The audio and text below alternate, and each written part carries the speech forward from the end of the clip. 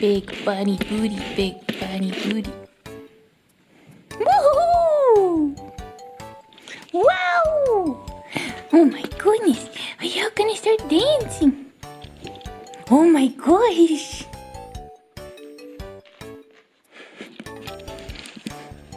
Don't do that, sweetheart. Are you literally going straight back to doing it? What is it you're chewing on?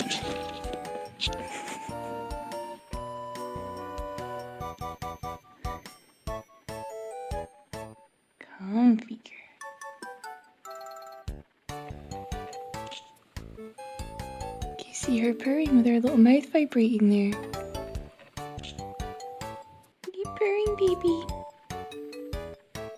Yeah, that you're purring back to me. Yeah. You're chatting back with me. Hiya there, it's Peachy! It's time for another Peachie Buns video after a very long hiatus because of the obvious. I was having the time of my life in Japan! But I've been back in Scotland for 3 months now and that's plenty of time to settle back into normal life with the bunnies. Now, the main question people asked as soon as I stated that I was going to Japan was, but what about the bunnies? Or who's looking after the bunnies? Guys, I thought it was obvious. My partner's looking after the bunnies. I wasn't going with my partner to Japan. 3 weeks was just too long for him to be able to take time off work. Plus, he's really not a fan of travelling, especially something like travelling on a big, huge 11-hour plane journey. But I have convinced him to come with me next time we go to Japan, which I'm super feeling lucky and grateful about. Because he would like to go, it's just the travelling part. But yeah, while I was away for 3 weeks, he was solely responsible for looking after the bunnies. And that's nothing to sniff at, usually it's 2 of us looking after them, we can take turns. But him, also who has a full-time job, is quite a big responsibility looking after the bunnies. 3 weeks straight without any help from me. But he did fine. I'm not going to sugarcoat it, it was tough on him, especially during the first week, because Pudding definitely showed signs of just depression or confusion during the first few days I was away in Japan. I mean, the bunnies are very used to a routine of me being there all the time. I'm a homemaker and I work from home. I also study from home. So I'm there pretty much all the time, even if they sleep during most of the afternoon, i.e. when my partner would be at work, and then they would be more active when he's back from work.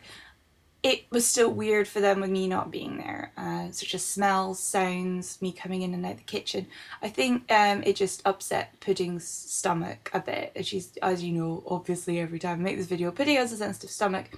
And also the vets, my partner took them to the vets, found out she was going through a little shed, and I think on top of that, obviously she's been pulling more fur because she's shedding and also nervous. That was meaning she was ingesting too much again, because normally we've sorted out to stop Pudding getting that tummy issue, but again, just anything out of routine can upset a bunny, unfortunately. But anyway, after the first few days, she was fine again, and yeah, my partner did really well. But then later, don't worry, before I say this, I want to say nobody was hurt except my partner's sense of dignity.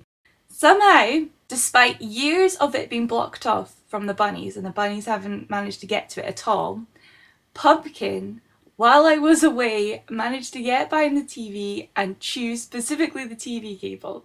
So my partner didn't have any, relaxing evening entertainment because he plays games on that TV as well. So he had to wait to order in the obscure kind of specific cable for the TV, and we're just looking at Pumpkin like, and unfortunately she was fine. I guess the TV must have been off. She hadn't got any injury around her mouth. I can't remember how it happened. I swear my partner was watching TV and it just suddenly cut off, which would insinuate that Pumpkin chewed on it while it was live. But I don't know. I honestly don't know how that happened, but either way, she was completely fine, absolutely nothing wrong.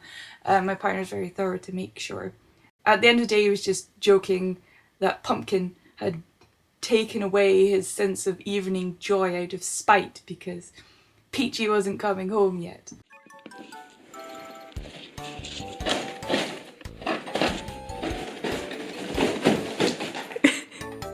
Woo!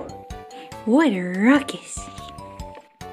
By the way, look how much they've destroyed their castle already. We only built this mid-June. The other one lasted a year. I don't know if this one's going to last. Look! Hello. Hi, kitty. What are those paws? Yep. Time to destroy. It's all good.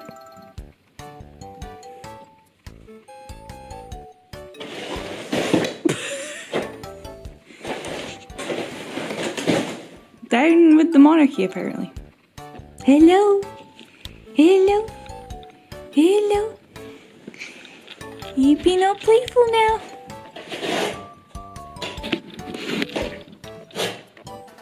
Yep, so witnessed them absolutely destroying their castle this time.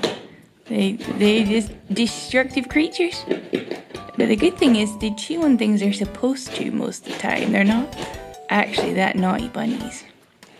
You are allowed to eat that, but at one point it's just not going to be safe and I'll have to get rid of it again.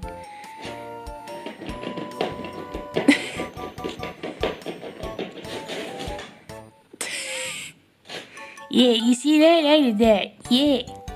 Look at this destruction. Look at it. Hi. I say that, but look at this cheeky. Oh, and she's happy about it. I'm glad you stopped. You have a conscience, So yeah, they could have made a funny sitcom of Mr. looks after the bunnies while Peaches away on holiday, like some sort of like cheesy 90s movie. And then like I come home and he's like, oh yeah, everything was fine. But yeah, as you can tell from the start of my first video in Japan when I was traveling there, you could tell I was having a hard time just processing that I was going away. Because it was my dream trip and it felt very dreamlike, like I couldn't quite believe it was happening. My health and voice obviously hadn't probably recovered from a cold, so I physically wasn't feeling ready at all. On top of that, I was just like looking at my partner and the bunnies and just like crying because I was just like, I can't go, I'm gonna miss you guys so much. And yeah, I cried quite a bit saying goodbye to the bunnies as well as the mister. And then basically every day I was in Japan, I was messaging my partner, but also just looking up pictures and videos of the bunnies. So yeah, that meant watching some of my Peachie Buns YouTube videos. I don't know why I did it, because it would just make me nearly cry every time just looking at the bun buns. I don't know why I thought that was a good idea, but I just couldn't help it. One thing we did not do was go to any animal cafes, although some cat cafes seem to be fine and humane. In Japan, almost all the other animal cafes are not good. And that includes every single bunny cafe I've seen featured on YouTube. Just none of them were okay, especially because most of them were kept in these really tiny cages where they could barely move, wired floors, off, just no.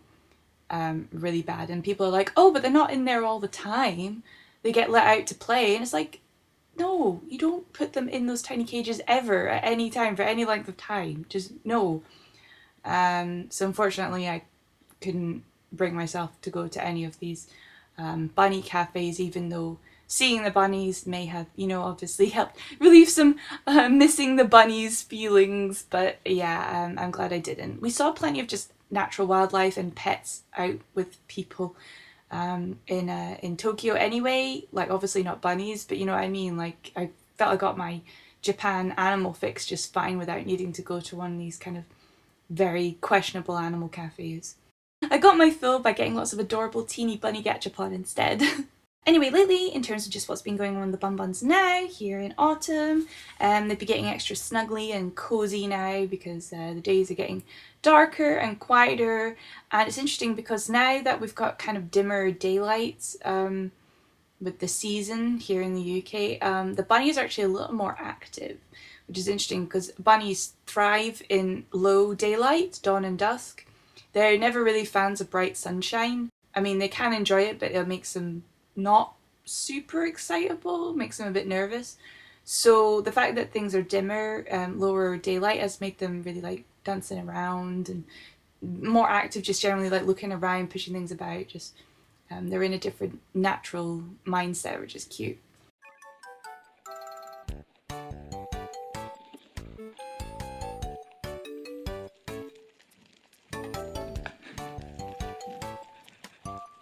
Pudding.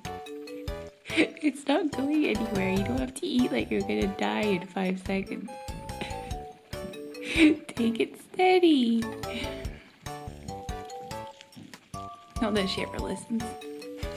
See, Pumpkin eats delicately. See? She's eating delicately.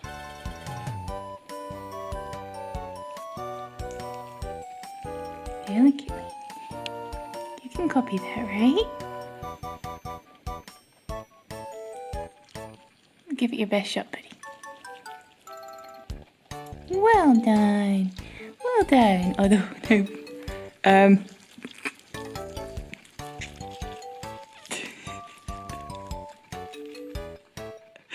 You tried? I don't think you even tried.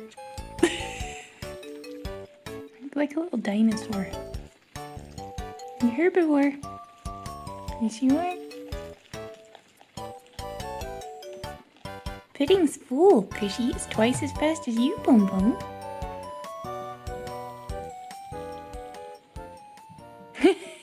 One thing I think I'd really like to talk about from this year specifically, I really felt like I've got a closer bond with Pumpkin. As you know, Pumpkin has never been a social bunny like Pudding has. Pudding's like a big puppy, but Pumpkin's much more like nervous rabbit, and we don't know what the bunnies went through before we adopted them. And for all we know, the bunnies were just handed into the foster carers. The owners may have simply just not been able to look after them anymore. They may have not been abused or anything. But sometimes just changing homes like that out of nowhere is enough to affect a bunny. It would for anyone in general. That could affect a rabbit permanently, and so maybe that's why Pumpkin has been so nervous and stuff like that. But yeah, this past year I really felt a bond with Pumpkin. She's really loosened up. Yes, that's during a 3rd year having her. And it's really amazing. I felt really close with her lately, and it's lovely. I feel like on the same level as Pudding. Different personalities, but the same closeness, which is really nice. So bless you, Pumpkin. We've been patient with you, and you've been patient with us. Well, I'll wrap this up for now, guys. I hope you've enjoyed seeing the bunnies again, because I know they haven't really been getting the spotlight lately on my channel, and I do really want to add variety in between some of my Japan videos. I just like to mix things up on my channel when possible. So yeah, I'm glad you got to see them today. But yeah, until next time, Pudding and Pumpkin and me say goodbye for now. Bye bye!